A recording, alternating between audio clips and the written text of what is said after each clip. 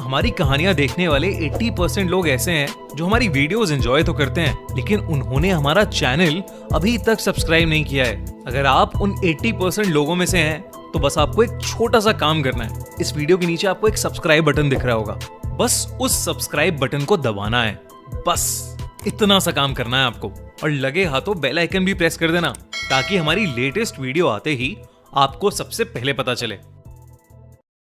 मेरा नाम रानी है। मैं बहुत ही लोअर मिडिल क्लास परिवार की लड़की हूँ। मेरा परिवार बड़ी मुसीबतों से अपना गुजारा चला रहा है। मेरे घर में अब एक परेशानी है।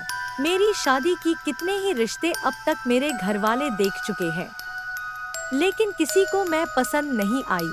दिखने में इतनी अच्छी नहीं हूँ, ना संस्कार और स्वभाव सब बाद में आते हैं, पहले रंग आता है। इसलिए अभी तक मेरी शादी नहीं हो पाई। फिर एक दिन पिताजी को सामने से एक रिश्ता आया।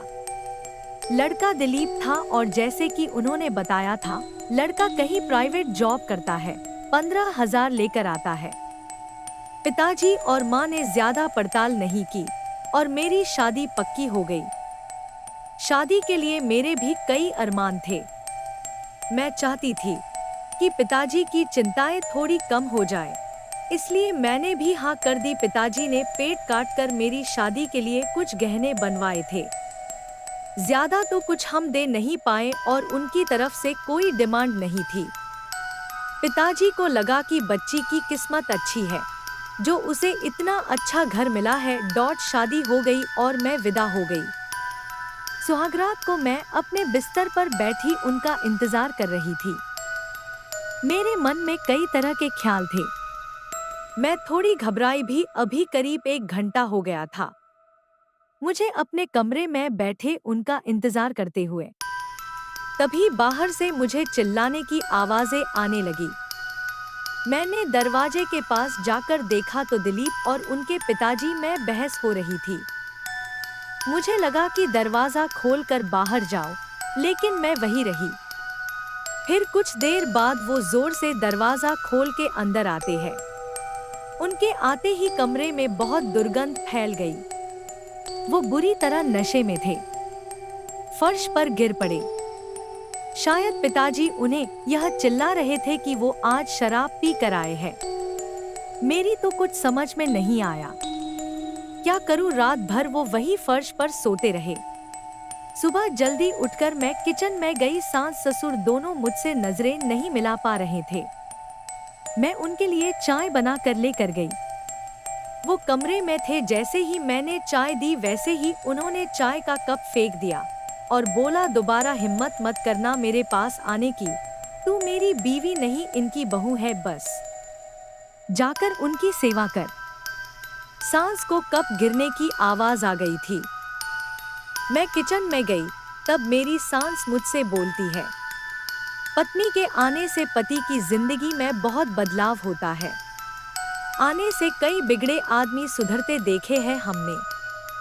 मैं कुछ नहीं बोली, सिर्फ इतना ही सोच रही थी कि यह मेरे साथ क्या हो गया। जिस बच्चे को उसके माता पिता नहीं बदल सके, उसे मैं कैसे बदल सकूंगी। ऐसे लड़के से किसी की शादी करना क्या सही है, वो भी सिर्फ इसलिए कि बेड़िया बात देने से वो सुधर जाएगा। वो अगली रात फिर कमरे में आए, मेरी तरफ देखा भी नहीं और सो गए। सुबह जब मैं उठी तब मेरे कमरे का कबाट खुला था। उसमें रखे मेरे गहने गायब थे। मैंने जाकर यह बात अपनी सास को बताई। वो ज्यादा कुछ बोली नहीं, सिर्फ यह ही बोली कि अपनी चीजें तुम संभाल कर नहीं सकती क्या। दिलीप जी भी घर नहीं थे। मैं समझ गई कि वो ही शायद मेरे गहने भी लेकर गए हैं। उस दिन पूरा दिन और पूरी रात वो घर ही नहीं आए। जी तो मेरा करा कि पिताजी को एक बार फोन करके जरूर पूछ लूं कि आपने किस लड़के के साथ मेरी शादी करवा दी है। लेकिन फिर मुझे लगा कि अब बोलने से क्या फायदा। वो 3 दिन बाद घर पर आए। आते ही उनके और उनके पिताजी के बीच बहुत कहासुनी हुई। मेरी सास ने मुझे फिर ताना मारा कि बहू लाए थे कि चलो बेटा संभल जाएगा, लेकिन उसके आने के बाद तो ये ज्यादा बिगड़ गया है। मैंने भी सोचा कि मैं इतनी जल्दी तो हार नहीं मानूंगी, इसलिए मैंने अपने आंसू नहीं गिरने दिए। मैंने उनसे फिर बात की। मैंने पूछा कि आप क्या चाहते हैं?